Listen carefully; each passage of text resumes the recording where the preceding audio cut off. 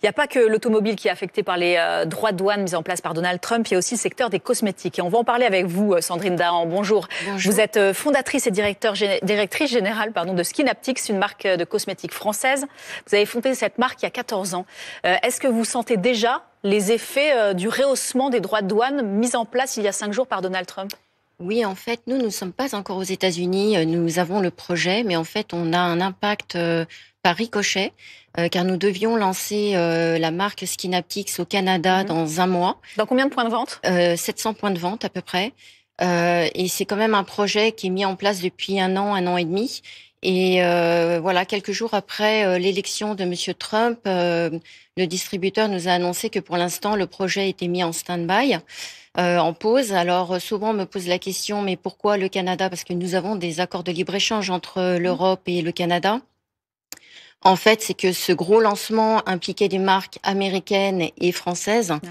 Et comme le distributeur ne peut pas lancer le projet sans marque américaine et qui n'avait pas du tout la notion de ce qui allait se passer au niveau des droits de douane, voilà, le projet est pour l'instant mis en stand-by et sûrement reporté sur quelques mois. Mais vous êtes inquiète pour l'avenir ou vous êtes un peu comme certains économistes qui sont un peu positifs? Vous dites j'attends de voir. Alors moi, je suis positive, c'est-à-dire que dans les difficultés, il faut trouver des opportunités.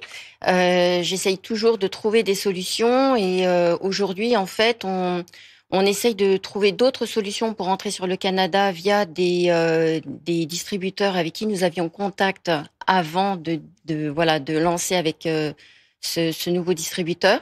Donc voilà, on va essayer de lancer malgré tout le projet. Après le Canada, le projet c'était de lancer aux États-Unis.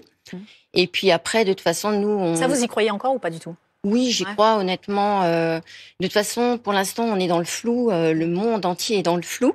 Mais d'ici plusieurs semaines, on va voir plus clair. Et puis, ça va nous permettre aussi de voir vers quel pays on peut se tourner.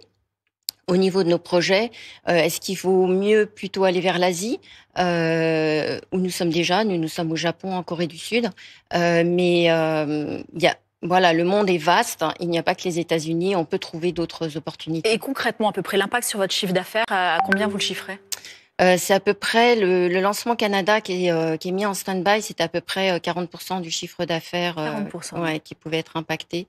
Mais voilà, on va trouver d'autres solutions. Et puis, Skinaptics est membre de la Cosmetic Valley. Et derrière la Cosmetic Valley, c'est plusieurs centaines ou milliers de sociétés de parfumerie et de cosmétiques françaises. Donc, Skinaptics, c'est pas la seule entreprise impactée, mais c'est énormément de sociétés françaises.